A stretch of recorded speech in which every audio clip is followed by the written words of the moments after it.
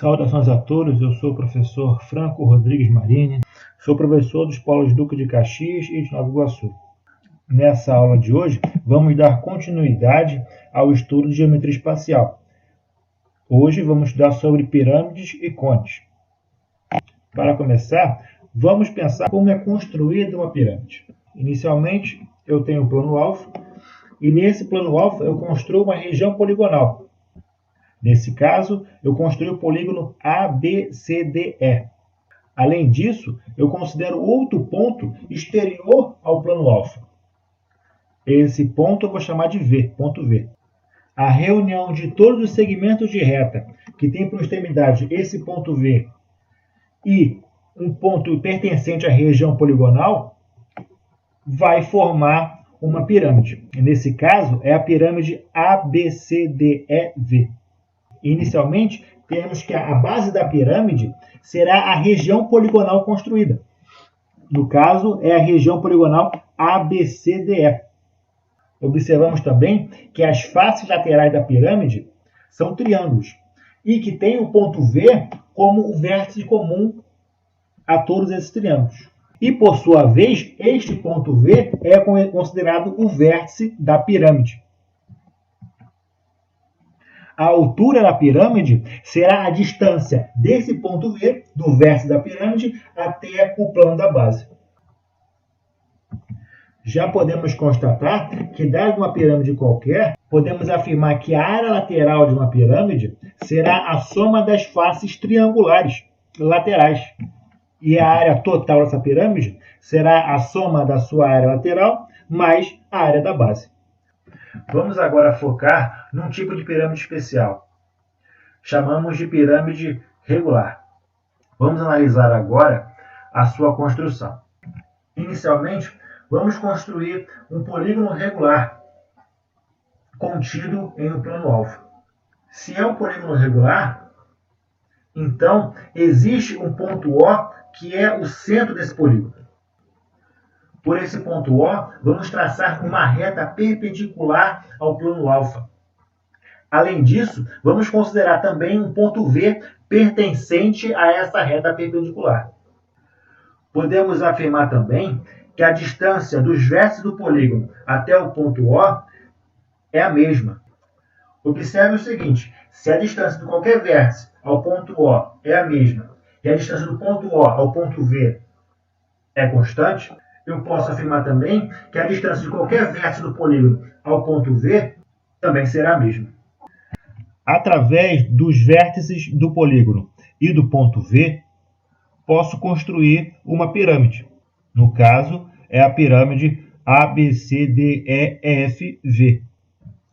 A pirâmide assim construída é uma pirâmide regular. E como foi observado, as arestas laterais de uma pirâmide regular têm a mesma medida. Vamos agora a outra situação. Calcular o volume da pirâmide ABCD, cuja altura relativa à base ABC mede H, e supondo já conhecida a área da base ABC. Vamos à resolução. Para buscar a solução dessa questão, o primeiro passo é construir os segmentos de reta DE e AE. O segmento de reta DE é paralelo ao segmento de reta AC. E o segmento de reta AE é paralelo ao segmento de reta CD. Com isso, eu posso construir uma outra pirâmide, a pirâmide AEDB, a pirâmide que está em verde. Com a junção das pirâmides ABCD e AEDB, ou seja, a pirâmide laranja com a pirâmide verde, eu formo outra pirâmide, a pirâmide ACDEB, cuja base é o paralelogramo ACDE e o vértice é B.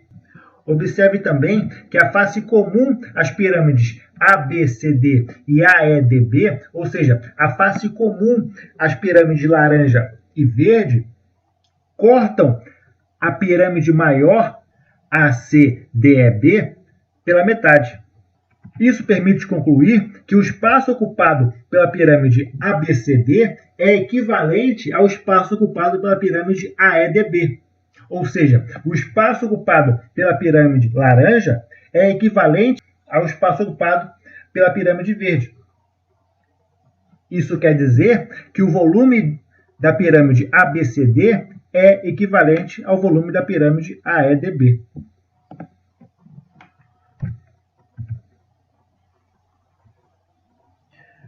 Vamos fazer agora outra construção. Construiremos agora os segmentos DF e EF. DF paralelo ao segmento de reta BC e EF paralelo ao segmento de reta AB. Isso permite construir uma terceira pirâmide, a pirâmide BDEF. A pirâmide está em roxo. Vamos nos concentrar agora somente nas pirâmides verde e roxo.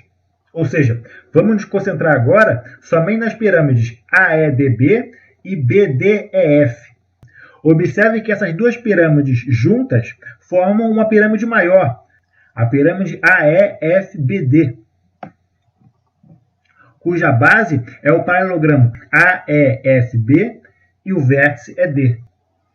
Observe também que a face comum às pirâmides AEBD e BDEF, ou seja, a face comum às pirâmides verde e roxa, dividem a pirâmide maior, AEFBD, ao meio. Isso permite concluir também que a pirâmide verde e roxa ocupam espaços equivalentes. Comparando esse último resultado com o anterior que a gente teve, podemos concluir que o espaço ocupado pelas três pirâmides são equivalentes. O volume ocupado pela pirâmide AEDB é equivalente ao volume ocupado pela pirâmide BDEF, que é igual ao volume ocupado pela pirâmide ABCD. Em outras palavras, o volume ocupado pela pirâmide laranja é equivalente ao volume ocupado pela pirâmide verde, que por sua vez é equivalente ao ocupado pela pirâmide roxa. Além disso, podemos observar que a junção dessas três pirâmides formam um prisma, cujas bases são os triângulos ABC e DEF. E a altura desse prisma é igual à altura da pirâmide laranja, a pirâmide ABCD. Como observado anteriormente, já que essas três pirâmides ocupam espaços equivalentes, podemos afirmar que essas três pirâmides dividem o prisma em três partes iguais. Portanto, o volume de cada pirâmide é a terça parte do volume do prisma. E já sabemos calcular o volume do prisma. O volume do prisma será o valor da área da base vezes a altura. Então, o volume de cada uma dessas pirâmides será o valor da área do triângulo ABC vezes a medida da altura do prisma H dividido por 3. Portanto, eu posso concluir, se eu tenho uma pirâmide de base triangular e a altura dessa pirâmide relativa a essa base mede H, o volume ocupado por essa pirâmide será a área da base triangular vezes a altura dividido por 3. Vamos agora generalizar a situação. Seja uma pirâmide ABCDEFV, cuja base é o polígono ABCDEF e cuja altura tem medida H. Se é conhecida a área da base, qual será o volume dessa pirâmide? Vamos à resolução. Para se chegar à solução desse problema, basta observar inicialmente que a região da base pode ser subdividida em regiões triangulares menores. Dessa forma, a pirâmide ABCDEFV pode ser subdividida em pirâmides menores, cujas bases são as regiões triangulares antes formadas. O volume da pirâmide maior, ABCDEFV, é a soma dos volumes de cada uma dessas pirâmides. E sabemos calcular o volume de pirâmides de base triangular. Basta pegar a área da base da pirâmide e multiplicar por sua altura e dividir por 3. Portanto, como dito antes, o volume da pirâmide maior ABCDEFV vai ser igual ao volume das pirâmides de base triangular. Observe que todas essas pirâmides de base triangular têm a mesma altura h. Dessa forma, o volume da pirâmide maior, AB, CD, EF, V, vai ser igual à soma das áreas das bases dessas pirâmides vezes h dividido por 3. A soma das áreas das bases dessas pirâmides será igual à área da base da pirâmide maior. Portanto, o volume da pirâmide ABCDEFV vai ser igual à área da sua respectiva base vezes h dividido por 3.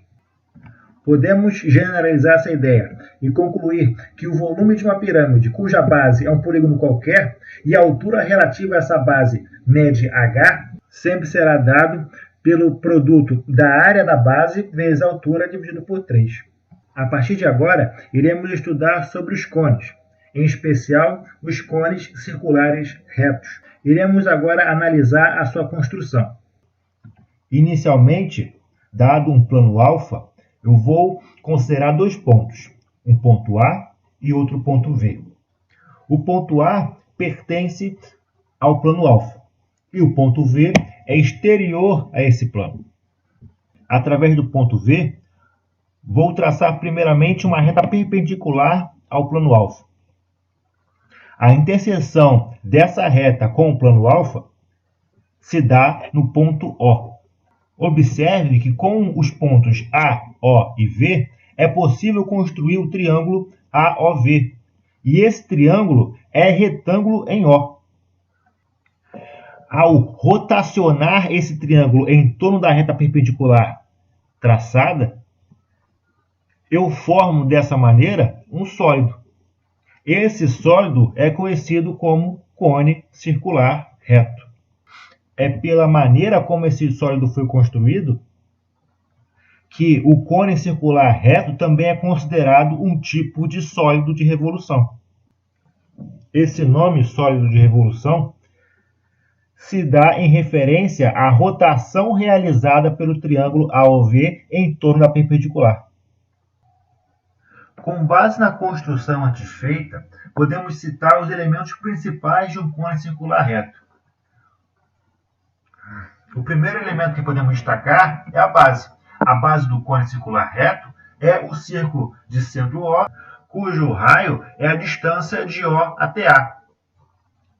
O vértice desse cone é o ponto V. Observe também que todo segmento que une o ponto V a qualquer ponto da extremidade da base tem a mesma medida.